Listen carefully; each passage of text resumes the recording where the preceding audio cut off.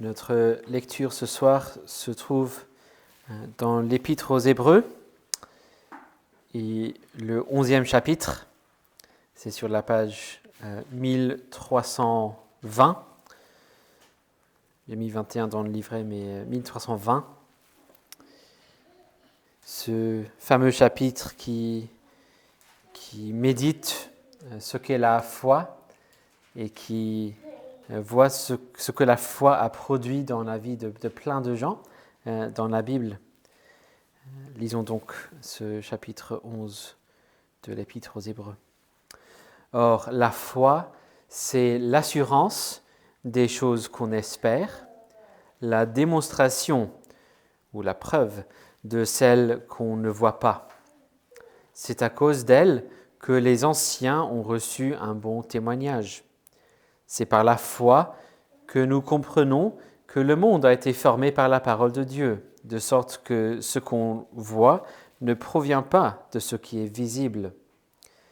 C'est par la foi qu'Abel offrit à Dieu un sacrifice de plus grande valeur que celui de Caïn. Par elle, il fut déclaré juste, Dieu lui-même rendant témoignage à ses offrandes. Et par elle, quiconque, quoique mort, il parle encore.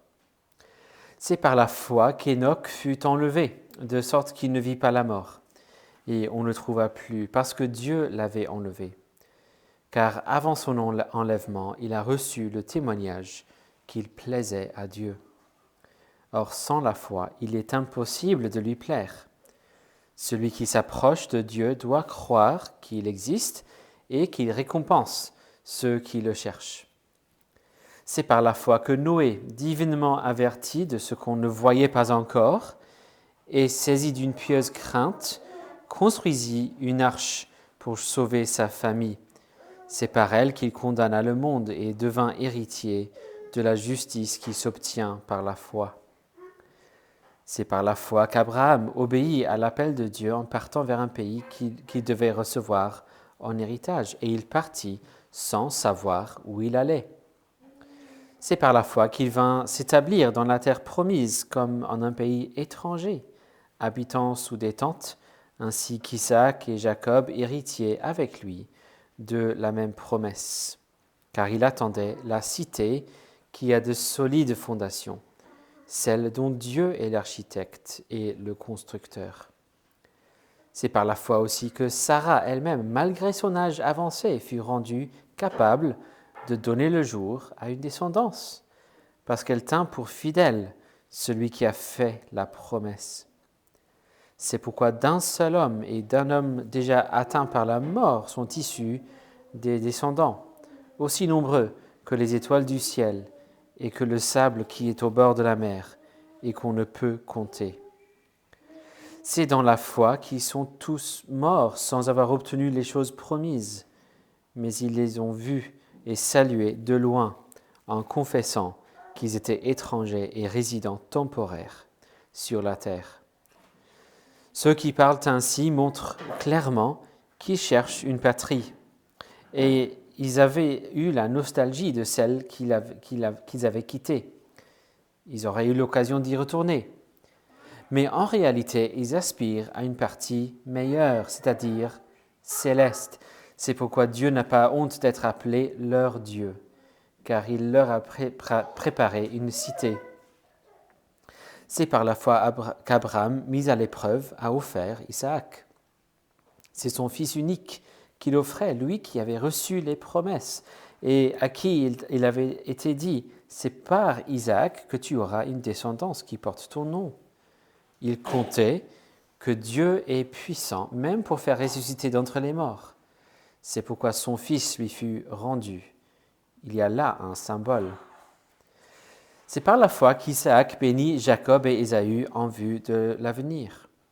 C'est par la foi que Jacob, au moment de mourir, bénit chacun des fils de Joseph et qu'il se prosterna en s'appuyant sur l'extrémité de son bâton. C'est par la foi que Joseph, proche de sa fin, fit mention de l'exode des fils d'Israël et qu'il donna des ordres au sujet de ses ossements. C'est par la foi que Moïse, à sa naissance, fut caché pendant 3 mois par ses parents car ils virent que l'enfant était beau et ne craignirent pas l'édit du roi. C'est par la foi que, devenu grand, Moïse refusa d'être appelé fils de la fille de Pharaon, aimant mieux être maltraité avec le peuple de Dieu que d'avoir la jouissance éphémère du péché.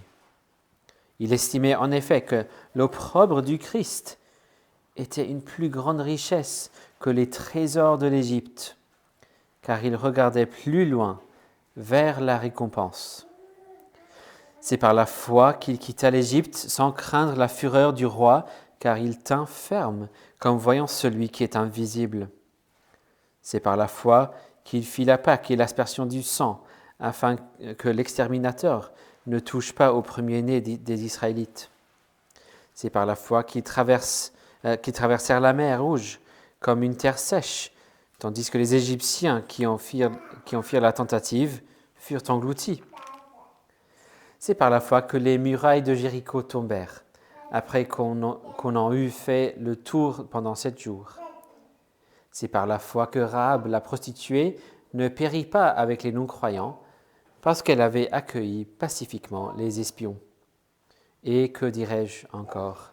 Car le temps me manquerait si je passais en revue Gédéon, Barak, Samson, Jephthé, David, Samuel et les prophètes, qui, par la foi, vainquirent des royaumes, exercèrent la justice, obtinrent des promesses, fermèrent la gueule des lions, éteignirent la puissance du feu, échappèrent aux tranchants de l'épée, reprirent des forces après avoir été malades, furent vaillants à la guerre et mirent en fuite des armées étrangères. Des femmes retrouvèrent leur mort par la résurrection. D'autres furent torturées et n'acceptèrent pas de délivrance afin d'obtenir une résurrection meilleure. D'autres éprouvèrent les moqueries et le fouet, bien plus les chaînes et la prison. Ils furent lapidés, mis à l'épreuve, sciés, ils furent tués par l'épée, ils allèrent çà et là, vêtus de peau de brebis et de peau de chèvre, dénués de tout, opprimés, maltraités, eux dont le monde n'était pas digne, errant dans les déserts, les montagnes, les cavernes et les antres de la terre. Et tous ceux-là qui avaient reçu par leur foi un bon témoignage n'ont pas obtenu ce qui leur avait été promis, car Dieu avait en vue quelque chose de meilleur pour nous, afin qu'ils ne parviennent pas sans nous à la perfection. Nous donc aussi, puisque nous sommes environnés d'une si grande nuée de témoins, rejetons tout fardeau et le péché qui nous enveloppe si facilement, et courons avec persévérance l'épreuve qui nous est proposée, les yeux fixés sur Jésus, qui est l'auteur de la foi et qui l'amène à la perfection. Au lieu de la joie qui lui était proposée, il a supporté la croix, méprisé la honte et s'est assis à la droite du trône de Dieu. Jusqu'ici la lecture de la parole de Dieu. Prions avant de nous mettre à l'écoute de la parole de Dieu.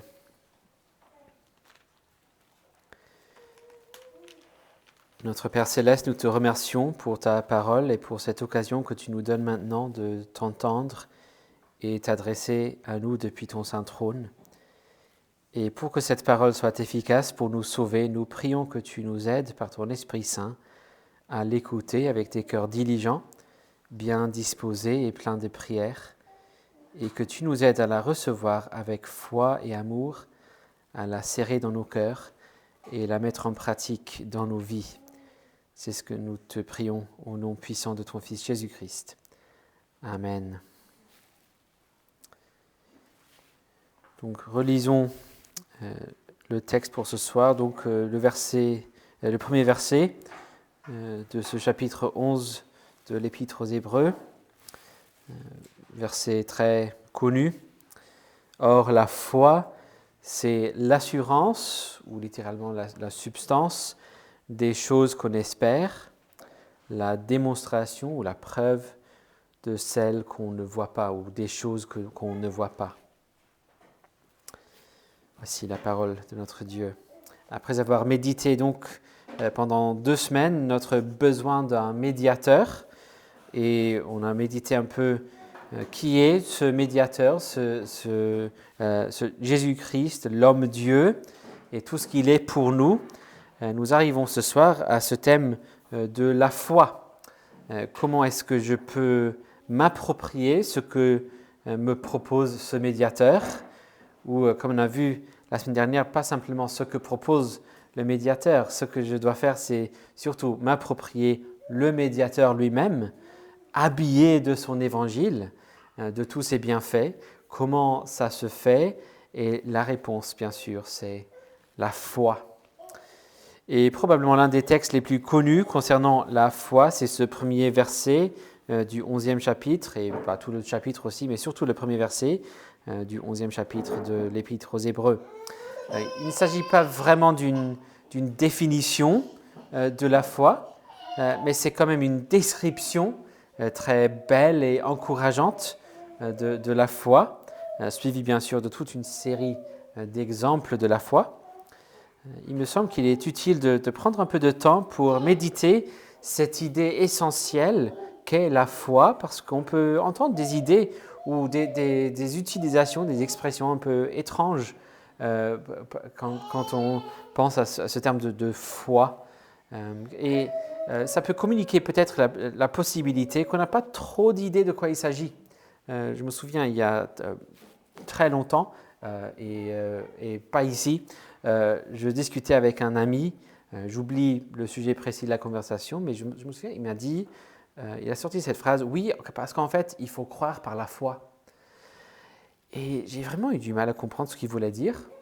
Clairement, pour lui, ça voulait dire quelque chose. Par contre, il n'a pas trop su m'expliquer ce que ça voulait dire. Et c'est parce qu'il y a une réalité clé que la langue française cache ici, notamment que dans un sens biblique, la seule différence entre le mot croire et le mot foi, c'est que l'un est un verbe et l'autre est un substantif, mais sinon on parle de la même chose. Le mot français croire traduit le mot grec pistuo, le mot français foi traduit le mot grec pistis, il s'agit de la même chose. Donc quelqu'un qui dit il faut croire par la foi ne dit rien en fait, il dit simplement il faut croire par le fait de croire. Mais ça n'a pas trop d'utilité comme phrase. La foi n'est pas une chose mystérieuse, insaisissable, que l'on aurait de façon innée ou pas. Parfois on entend dire la foi, on l'a ou on l'a pas. Non, c'est simplement, avoir la foi, c'est tout simplement croire. Et on ne dirait pas que croire, on le fait ou on ne le fait pas. Non, on choisit de croire ou on choisit de ne pas croire. Une façon de comprendre de quoi il s'agit serait de relire le chapitre 11 de l'Épître aux Hébreux et remplacer cette phrase par la foi avec la phrase « parce qu'il ou elle a cru ce qu'a dit Dieu ». Donc c'est parce qu'il a cru ce qu'a dit Dieu qu'Abel a offert à Dieu, etc. Ça expliciterait un peu plus le sens. Ce n'est pas par une essence mystérieuse. C'est simplement parce qu'il a réagi à la parole de Dieu en le croyant. Comment l'auteur de l'épître décrit-il la foi alors? Alors on voit dans ce verset, la foi est liée à des choses qui sont espérées, les choses dans lesquelles on met son espérance. Et on pourrait presque dire qu'il va de soi, qu'il s'agit donc d'une chose espérée, et donc une chose qu'on ne voit pas encore. Donc il s'agit aussi de choses qu'on ne voit pas. C'est les deux phrases qu'on voit, les choses qu'on espère, les choses qu'on ne voit pas. Et quant aux choses espérées, la foi en est l'assurance, ou comme j'ai dit, on pourrait traduire littéralement la substance. Et quant aux choses que nous ne voyons pas, la foi en est la démonstration, ou comme j'ai dit, même la preuve. Pensons d'abord à cette idée des choses espérées. Les théologiens décrivent souvent la foi comme ayant trois aspects. Ils utilisent des termes en latin parce que c'est des théologiens et ils font toujours comme ça. C'est des trois aspects, notitia, assentia, fiducia. Notitia, assentia, fiducia. Donc, si j'ai la foi en quelque chose, cette foi comprend ces trois éléments. Notitia, je sais et je comprends de quoi il s'agit. C'est simplement une compréhension, une connaissance. Donc, je sais de quoi il s'agit. Assentia, j'accepte et je reconnais que cette chose est vraie. Donc, je sais, j'ai compris de quoi il s'agit et je reconnais que c'est une vérité. Et puis, fiducia, je m'y confie. Je place ma confiance en cette chose. Je dépends de cette chose. Prenons par exemple une chose très basique, une chaise. Avec une chaise, la notitia, je vois la chaise. Je sais ce qu'est une chaise et je vois que cette chaise est bien une chaise. Je comprends ce que c'est. Je vois que la chaise a été construite pour que je puisse m'asseoir là-dessus. Je comprends ce que c'est et je vois que quelqu'un m'a présenté une chaise. Assentia, je reconnais et j'accepte comme étant vrai que c'est vraiment une chaise. Ça a vraiment été fait pour que je m'assieds dessus. Ce n'est pas un hologramme, ce n'est pas une image d'une chaise, ce n'est pas une fausse chaise en papier qui ne pourrait pas soutenir le poids d'une personne. Je reconnais, j'accepte, ça c'est une chaise, c'est fait pour s'asseoir dessus. Et fiducia, je m'assieds sur la chaise. Ici, dans l'Épître aux Hébreux, on a ces idées d'une chose espérée et donc invisible. Donc avec la chaise, j'espère que je pourrai m'asseoir sur la chaise, mais je ne suis pas encore assis. Et puis, j'espère que cette chaise accomplisse son rôle. Et puis, la chose que je ne vois pas encore, c'est simplement le fait de s'asseoir sur la chaise. Je ne me vois pas encore sur la chaise, mais je crois que ça pourrait avoir lieu. Et si j'ai la foi, ça ne change pas grand-chose d'être assis ou pas. Si j'ai la foi, je pourrais m'asseoir sur cette chaise. Je n'ai pas de crainte à ce sujet, je n'ai pas de doute à ce sujet. Quand je vais vers cette chaise et j'ai déjà la foi en cette chaise, je ne vais pas me poser plein de questions, même pas une question. Je ne vais pas inspecter la chaise. Si j'ai la foi, je m'assieds tout simplement, presque sans y penser, sans réfléchir. C'est presque un réflexe. Une autre façon de dire ce que ce premier verset du chapitre 11 dit, donc, serait que la foi, c'est le fait d'être sûr de la chose dans laquelle j'espère. J'espère en cette chose et je suis sûr de cette chose. Et c'est le fait d'être certain d'une chose que je ne vois pas. Je sais, il y a une chose, je ne la vois pas, mais je sais qu'elle est là. De temps en temps, et c'est une bonne idée, les gens vérifient le solde de leur compte bancaire. On voit un certain chiffre et on est content ou pas, et on croit ce que dit la banque. Je ne suis jamais allé à la banque pour demander qu'ils me montrent physiquement mon argent. Je veux voir tous ces papiers, et même les papiers, c'est une promesse d'argent. Je n'ai jamais demandé de voir ce qui est derrière cette somme. Je crois que l'argent est là, et donc c'est vraiment comme si j'ai tout cet argent avec moi. Si quelqu'un avait 1000 € dans son compte bancaire, il n'a pas 1000 € dans sa poche. Mais c'est comme si il avait tout cet argent avec lui, sur sa personne. La foi, c'est savoir que la chose que j'espère est vraie. Savoir que la chose que je ne vois pas est véritablement là. Et c'est ce qu'avaient toutes ces personnes listées dans Hébreux 11. Abel a offert un sacrifice qui était conforme à ce que Dieu leur avait enseigné. Il a offert le sacrifice acceptable parce qu'il a cru ce que Dieu a dit. Et donc, il ne voyait pas encore la faveur de Dieu, mais il a cru, il a fait, il a obtenu la faveur de Dieu. Abraham ne pouvait pas voir cette terre promise, mais il a cru ce que Dieu a dit, et donc il est parti. Et même là, Ils savaient qu'il s'agissait véritablement d'une cité céleste, que l'accomplissement ultime de cette promesse serait cette cité céleste. Il n'a pas vu cela de son vivant. Et nous ne voyons pas Jésus-Christ ressuscité, glorifié, justifié, adopté, sanctifié, assis sur son trône, mais nous savons qu'il est là. Et nous pouvons savoir qu'il est notre espérance.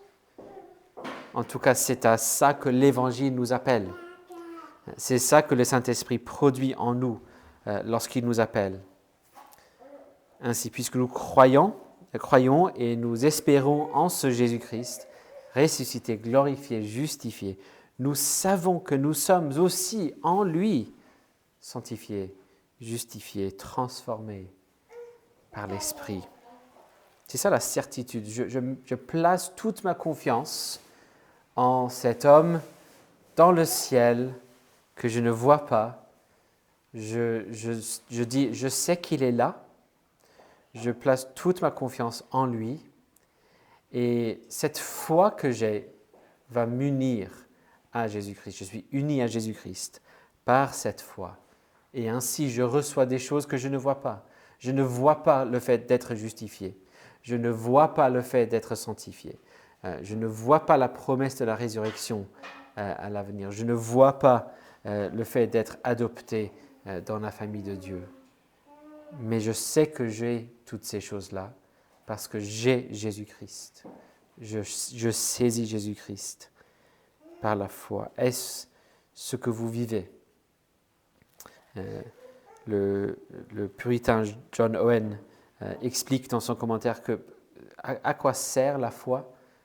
Pour vous aider à persévérer, pour vous aider à continuer. Je sais qu'il est là et donc je continue. Je sais que Jésus est là, donc je persévère. Que le Seigneur nous aide donc à persévérer, à croire, à placer toute notre foi, à tout miser sur cet homme que nous ne voyons pas, mais que nous pouvons savoir qu'il est là et qu'il soit glorifié par cela. En son nom. Amen. Notre Père, nous te remercions pour Jésus-Christ. Nous reconnaissons, nous acceptons, nous confessons qu'il est là, à ta droite, assis sur ton trône. Tu le vois. Et ceux qui nous ont précédés le voient aussi. Nous ne le voyons pas encore. Nous avons hâte de le voir. Mais en attendant, nous espérons en lui. Nous sommes convaincus qu'il est là. Et donc, nous sommes convaincus qu'en lui, nous avons tous ces merveilleux bienfaits. Et nous avons surtout Jésus lui-même. Et donc, nous avons la communion avec toi. Donne-nous de persévérer donc dans la foi. Donne-nous d'avoir une foi qui grandit. Donne-nous de nous aider les uns les autres, de nous encourager les uns les autres dans la foi, pour que tu sois honoré et glorifié dans nos vies. Au nom de Jésus-Christ. Amen.